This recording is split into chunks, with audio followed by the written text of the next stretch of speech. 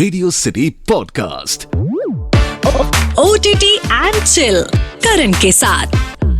Hi guys, मैं हूं RJ Karan. ये नया podcast on Radio City which is called OTT and chill with me RJ Karan. And the reason I have started this because पिछले 2-3 साल से पूरी दुनिया OTT पर अपना एंटरटेनमेंट कंज्यूम कर रही है। सारे मूवीज, वेब सीरीज, जितनी भी सारी चीजें हैं, सब कुछ OTT पर आ रही है। और हम लोग आजकल अपने घर पे ही बैठे बैठे सारा एंटरटेनमेंट कंज्यूम कर रहे हैं।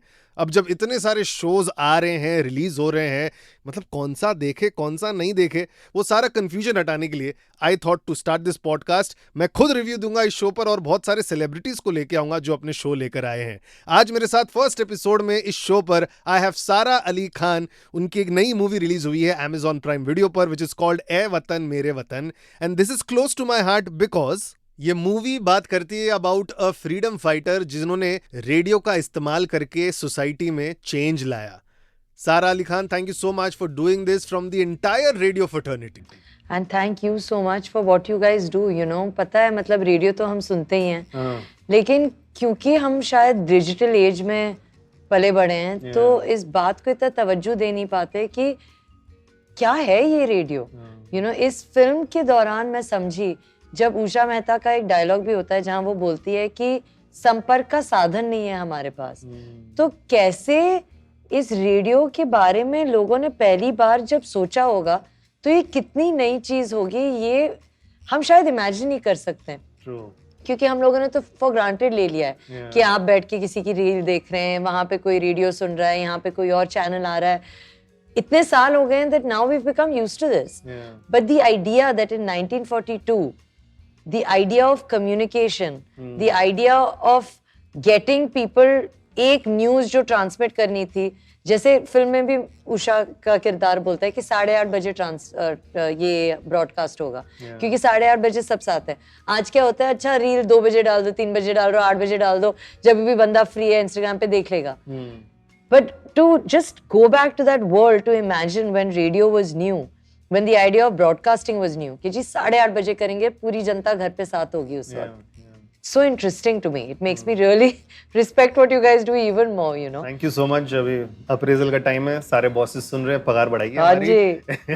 बट जब आपने पता चला ये मूवी कर रही है, रेडियो रिलेटेड है, तब थोड़ा रेडियो सुनना शुरू किया आपने देखने के लिए कि हम लोग क्या बोलते हैं? बहुत अलग है sir. I know, just to get that feel, you know. नहीं, रेडियो तो जितना सुनती थी उतना ही सुनती हूँ। Okay. लेकिन उस वक्त बहुत ज्यादा अलग था। I mean, आजकल जो हम एंटरटेनमेंट जितना होता है वहाँ पे it was, in fact I am so happy कि इस फिल्म में रेडियो को ऐसे दर्शाया भी गया है। क्योंकि देखिए, मैं आपको सच बता रही हूँ, मेरे लिए रेडियो बहुत अच्छी चीज है, लेकिन एंटरटेनमेंट के दायरे में मैं इसका इस्तेमाल करती हूँ। गाड़ी में, ट्रैफिक में, ओ चलो ट्रैफिक अपडेट हो गया, ओ चलो ये नई फिल्म आ रही है, ये नया गाना आ रहा है। लेकिन रेडियो का इस्तेमाल एक 22 साल की लड़की ने और एक कॉलेज ग्रुप ने तब सोचा था जब उनको लगा था कि इससे क्विट इंडिया मूवमेंट में जान आएगी, इससे हमारा जो भारत छोड़ो आंदोलन है उससे जीवित हो जाएगा। क्यों? क्योंकि इसके जरिए भारत के कोने कोने में एक खबर हर जगह हम लोग फैला पाएंगे। और जब पहली बार उषा ने इसका ब्रॉडकास्ट किया था तो एक सीन भी है जहां वो कहती है किसी ने सुना होगा क्या, क्योंकि इतनी मासूम है वो, उसे पता भी नहीं है कि क्या मैं कर रही हूँ कोई सुन पा रहा है या नहीं। और अब हम शायद इसके प्रभाव को सेलिब्रेट कर सकते हैं। उस वक्त तो उसे पता भी नहीं था। Is anybody even listening to what I'm saying? सच बताओ, मेरे को भी कभी-कभी लगता है कोई सुन रहा है कि But two things, you know, before we talk about this movie, 2 चीजें मेरे को आपकी जाननी है। When was the first time? चलो, फर्स्ट सॉन्ग आपने over the last 5 years, first of all, congratulations, आधा डेकेड आपका खत्म। कैसा लगता है आधा डेकेड? You feel nice? 5 साल हो गए मुझको। लगता नहीं है, पता है वो जो 2.5 साल जो कोविड में चले गए, ऑनेस्टली पता लगता नहीं है। तो कौन सा गाना आपने खुद का फर्स्ट टाइम सुना था रेडियो पे, यू गॉट एक्साइटेड कि यार, क्योंकि देखो रेडियो पे गाना बजना हैशटैग अराइव्ड वाली फीलिंग तो होती है, तो खुद का कौन सा गाना सुना था first time on radio? Namo Namo from Kedarnath. मतलब it's one of my favourite songs. But you know, जब मैं इंडिपेंडेंस डे, रिपब्लिक डे, ऐसे दिन पे जब मैं शो कर रहा होता हूँ ना, तो there has to be a feeling which has to come from within कि कुछ देशभक्ति वाला बोलना है। तो मैं 2 चीज़ें करता हूँ। My favourite movie is Legend of Bhagat Singh, वो मैं देखता हूँ और उसका जो एक गाना है वो मैं सुनता हूँ, ऑटोमेटिकली वो देशभक्ति वाली फीलिंग आ जाती है। एज एन एक्टर आपको कौन सी वाली देशभक्ति वाली फीलिंग को टैप करना पड़ा? I am sure script and all dialogues and all were there, but एक फीलिंग को कहीं टैप करना पड़ा आपको to deliver this? You know, this film is very different to any देशभक्ति की films जो आप शायद देख चुके हैं. Okay. Even the emotions now, without kind of stereotyping other देशभक्ति songs, इसका जो emotion है ना, it's not that much high octane physical strength. अभी कुछ बड़ी क्रांति होने जा रही है. It's not that as much as it's very thrilling for sure. But it's the most softer emotions of this woman that this film also taps into. वो celibacy की जो जीवन शैली अपना लेती है, वो अपने घर से भाग लेती है क्योंकि उसे पता चल जाता है कि यार what I'm doing is very scary. कभी भी अगर अंग्रेज मुझे पकड़ लेंगे, गिरफ्तार तो कर ही लेंगे, फांसी भी लगा देंगे, मुझे अपने फादर की जान जोखिम में नहीं डालनी है. So this film taps into those kind of emotions, the emotions of sacrifice, the emotions of bravery that have gone unsung. गुमनाम रह गए हैं ये चीजें हमारे इतिहास से. तो I think that just understanding that, of course we have beautiful music, बहुत powerful शक्तिशाली गाने हमारे फिल्म में भी हैं. पर अगर आप भावनाओं की बात करो तो वो बहुत अंदरूनी, बहुत ही पर्सनल भावनाएं हैं जो कन्नन सर ने और मैंने बैठ के बस अपने अंदर वो सच्चाई ढूंढी. It wasn't about jingoism, it wasn't about loud emotions, it was about आपके अंदर आप इमेजिन कर लो कि आपको किसी बहुत ही बड़े चीज के लिए अपनी जान की कुर्बानी देनी है. जब भी आप करो या मरो बोलते हो, आप बिलीव करते हो कि अगर आप नहीं करोगे ना आप मर जाओगे. उस स्टेक्स तक हमें खेलना था. तो I think imagination and true honest conviction and respect, कहीं ना कहीं, even if it's not a autobiography or a biography, there has to be respect for all the people that gave up their lives for our freedom. True. So every shot that Kannan sir directed or that I gave came out of that respect somewhere, I think. I'd like to believe. वो तो है, इसलिए आपको इतनी सारी तारीफें मिली about this movie. Amazon Prime Video पर ए वतन मेरे वतन स्ट्रीम हो रहा है, जाके जरूर देखना. लेकिन मैं तो आपका इंस्टाग्राम देखता हूँ यार, और मैं आपसे इंस्पायर भी होता हूँ कि सारा अली खान इतनी फैबुलस है, ये एज में आप सारे ज्योतिर्लिंग कंप्लीट करिए, और मेरे को खुद को अभी मन हो गया कि मैं उज्जैन जाऊँ. Oh, lovely. I've done 9 out of the 12. अच्छा. So I thoroughly urge you to go to Ujjain ASAP. हाँ, तो जा रहा हूँ, नेक्स्ट वीक का टिकट बुक्ड है. बट ये जैसे हम लोग दोनों डिस्कस कर रहे थे कि there is one side of Sara Ali Khan where we see she is beautiful, glamorous, pretty, ये सब आ रहा है, और एक side we see that she is going doing darshan everywhere, जा रही है डेडिकेटेडली. ये कहाँ से आ रही है वाला? देखिए, मुझे लगता है वो तो मेरी स्पिरिचुअल पर्सनल बिलीफ है, उस बारे में मैं ज्यादा बोलूंगी नहीं. Okay. लेकिन मैं इतना जरूर बोलूंगी कि एक एक्टर होना मेरी जिंदगी में बहुत अहम हिस्सा है. Okay. लेकिन हिस्सा है. Okay. मैं एज अ पर्सन, मैं चाहे वो आप मेरी स्पिरिचुअल बिलीफ सोचो, चाहे मेरी मॉम के साथ मेरा रिलेशनशिप, चाहे ट्रैकिंग, सनराइज, मैं मूनराइज देखती हूँ. मैं जामनगर में अभी थी, येलो ऑरेंज, मतलब इस रंग का मूनराइज मैंने और मेरे भाई ने देखा है एयरपोर्ट जब हम जा रहे थे. 2:30 AM की फ्लाइट थी. अब वो मेरे लिए जरूरी होता है.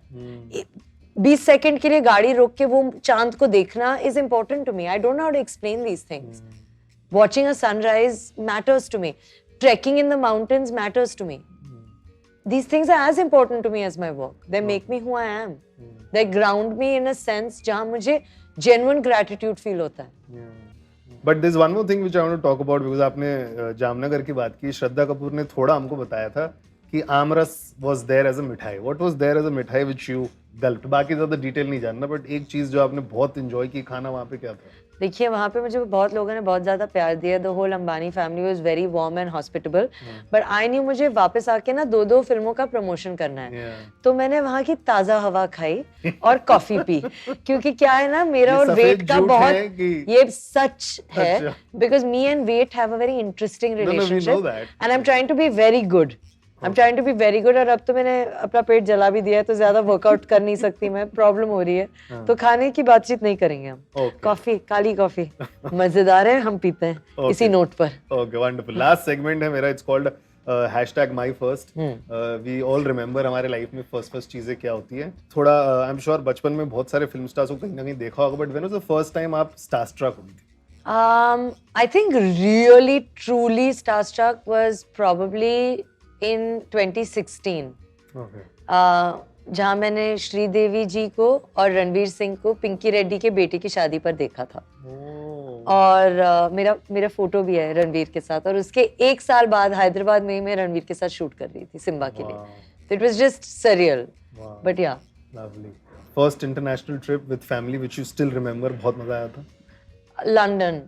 आई just know because both my parents love London. Memory कुछ नहीं है, but I am assuming London. First time अपने पैसों से कौन सी मटेरियलिस्टिक चीज खरीदी खुद को खुश करने के लिए कि सारा now you deserve this? London में ही मम्मी के लिए एक गुची का बैग खरीदा था जिस पे 3 पिग्स हैं. अच्छा. तो मैं बोलती थी these are the 3 little pigs, mom, me and Ibrahim. और केदारनाथ के बाद अपने पैसों से लिया था. Okay, lovely. फर्स्ट टाइम खुद को बिलबोर्ड में कहाँ देखा था? होर्डिंग में आना बहुत बड़ी बात है. केदारनाथ. Which area? मुंबई कहीं देखा था? Do you remember? Sea link के पहले. बांद्रा वाली सीलिंग बांद्रा वाली सीलिंग के पहले. This side there is lot of Hoardings. First time fan moment in terms of कोई आपसे मिला and they're like सारा big fan and you still remember that, बहुत cherish करती हो. I don't think it was the first time, but हाल ही में I met this girl who basically spoke to me about weight loss and PCOD and how she just like, you know, how basically she thinks that I motivated her to be able to talk about my problems and how openly I talk about कभी कभार weight loss. And she's like, you know, आप एक तो आपकी journey रही है weight loss के साथ, लेकिन अभी भी आप struggle करती हैं. Because I recently put on some weight, then I had to lose it again. It's an ongoing thing. So I think that anybody that appreciates the fact that I can talk about things that make it easier for them to talk about it. I think being an actor, it's important to use our profile for things like that also. Talk about the harder things. Thank you so much, Sara. Thank you.